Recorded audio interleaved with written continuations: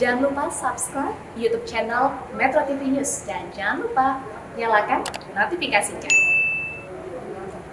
Pemirsa, kasus seorang istri yang dipidanakan akibat memarahi suaminya yang pulang mabuk-mabukan menuai sorotan publik. Ya, setelah sepekan lalu dituntut penjara 1 tahun, ibu 2 anak di Karawang ini akan menghadapi sidang pledoi atau pembacaan pembelaan pada Kamis nanti. Lalu apa yang akan terjadi berikutnya setelah kasus ini diambil alih oleh Kejaksaan Agung? Kita akan bahas selengkapnya bersama ahli hukum pidana Asep Iwan Iriawan. Selamat siang, Kang Asep. Selamat siang, Kang Asep. Selamat siang. Bagaimana Anda melihat kasus istri yang dipidana hanya karena memarahi suami? Apakah benar ini masuk unsur kekerasan psikis dalam KDRT? Penjelasannya, Kang. Nah, kalau saya sementara marahin aja tuh yang nuntutnya, biar tahu. ya, secara hukum harus dilihat gini. Pertama ya, apakah marah itu termasuk KDRT? Di Undang-Undang KDRT pasal 1 dijelasin. KDRT itu terutama oleh laki-laki terhadap perempuan. Di pasal 5 huruf B, kalau marah itu apakah termasuk psikis? Apalagi marahnya terhadap pemabuk. Wajar, bahkan wajib seorang istri mengingatkan suaminya kalau mabuk. Pemabuk itu di KUH pidana pasal 492 adalah kriminal pelanggaran walaupun ancamannya 6 hari. Malah di Undang-Undang Perkawinan, pemabuk itu alasan perceraian. Kan harusnya berterima kasih ya, karena ada undang-undang perkawinan, ada kewajiban suami istri wajib melindungi. Ketika istrinya mengingatkan kepada suaminya, apakah itu kategori marah? Apakah kategori marah ini termasuk KDRT? Saya bingung menjawabnya. Baik, artinya ini dari Kang Asep sendiri, dari penjelasan tadi, ini wajar seorang istri menegur seorang suami ketika lagi mabuk? Ya bukan wajar lagi, Bang, harus, karena kan suami harus melindungi istrinya dari perbuatan-perbuatan lain ya. Artinya apa? Karena akibat mabuk ini membahayakan keluarganya, membahayakan istrinya, anaknya. Jadi ketika diingatkan marah ini bukan masuk KDRT. Jadi ya saya juga nggak tahu, bingung kok jaksa.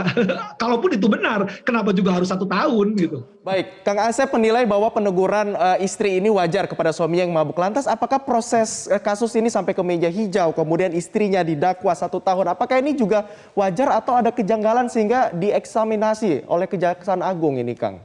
Ya, saya kira kejaksaan bagus, kejaksaan tinggi bagus, kejaksaan bagus, kita apresiasi ya memeriksa. Ya karena mungkin jaksanya kurang belajar.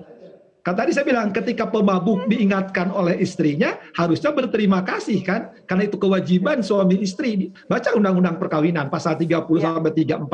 Kemudian juga di KUH pidana ketika itu ada katakan benar itu marah, kalau itu dikategorikan kekerasan psikis, baca dulu pasal KUHP 48 49. Jadi kalau itu dilakukan penuntutan, ya nggak tahu, bukan ya tadi saya bilang mungkin harus belajar lagi.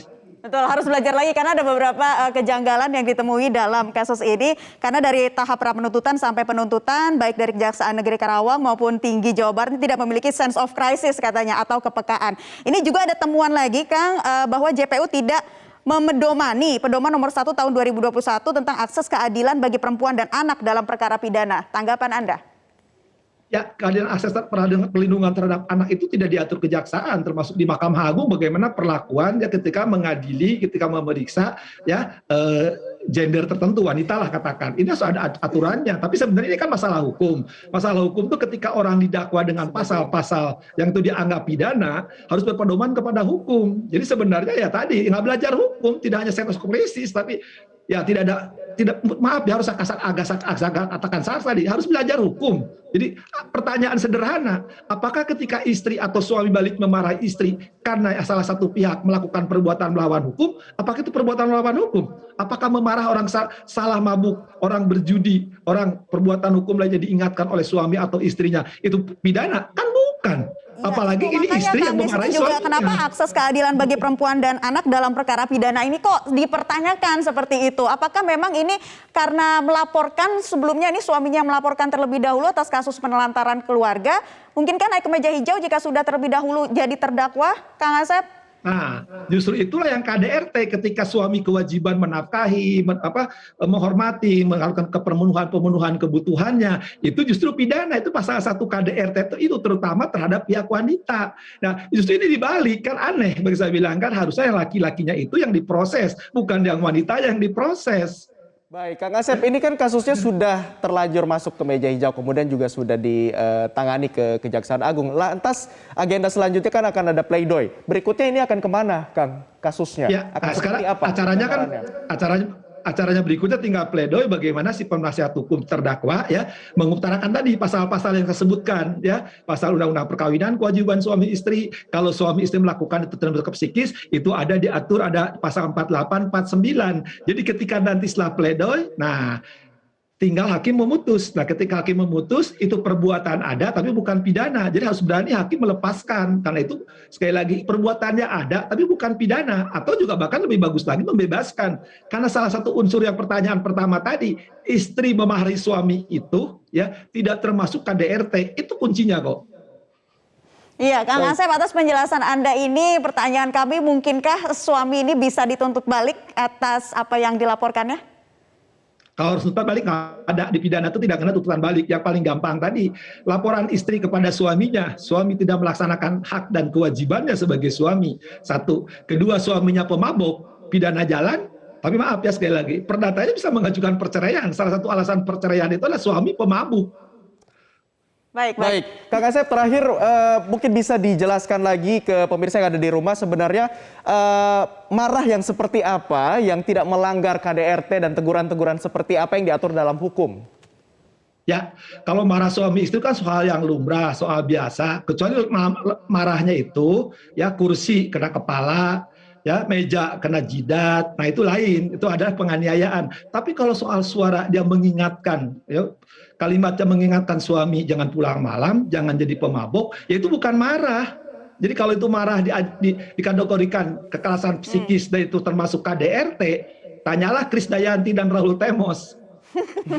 Kang Asep, berarti kalau sense of crisis ini jadi bukan hanya dimiliki oleh jaksa saja dong, seharusnya juga polisi harus memiliki sikap sense of crisis. Seperti apa Anda melihatnya? Ya, saya kira gini, di kepolisian kan sekarang Kapolri bagus kan menggunakan presisi, kejaksaan pedoman, Mahkamah Agung pedoman. Jadi seperti tanpa ada pedoman itu juga, ya, ketika ada urusan suami istri, urusan rumah tangga itu sifatnya privasi, sifatnya pribadi, ya, yang tidak menimbulkan penganiayaan, sekali lagi, tidak menimbulkan ketakutan, ya. Ngapain urusan proses hukum, masih ada proses hukum lainnya. Ngapain urusan rumah tangga orang yang sifatnya internal, kok yang bisa diselesaikan itu jelas-jelas kesalahan suaminya melakukan pelanggaran, kok yang diproses istrinya ya. Tapi Aneh, penasaran ya? sih Kang, satu lagi deh boleh ya. Apa yang kira-kira menjadi boleh. pertimbangan hakim jika menangani kasus ini menurut Kang Asep, singkat saja. Apa yang kira-kira menjadi pertimbangan hakim? Tadi gini, karena ini didakwa oleh pasal 45 Undang-Undang KDRT Junto pasal 5B, saya akan kalau saya jadi hakim ya mohon hakim Kerawang sedikit bergoyang, Kerawang mana goyangnya kan. Nah, bergoyang dikit lah di pasal itu bahwa memarahi itu istri terhadap suami bukan KDRT dan tidak menimbulkan psikis. Jadi akan salah satu unsurnya tidak terbukti tekanan psikis itu. Kalau salah satu unsur tidak terbukti, berarti hakim Kerawang yang mengadili mohon maaf saya bukan intervensi, bebaskan. Kalau ini diproses banyak tuh rumah tangga yang kerja cuma ribut dari pagi sampai sore, dari urusan rumah tangga, urusan sekolah, urusan kewajiban dan sebagainya. Apa negara ini cuma ngadili rumah tangga? Ya. Baik, kita akan tunggu bagaimana nantinya jalannya kasus ini. Terima kasih Kang Asep Iwan Iriawan, ahli hukum pidana, sudah memberikan penjelasan bersama kami di Newsline hari ini. Selamat kembali beraktivitas, Kang Asep. Terima kasih Kang Asep.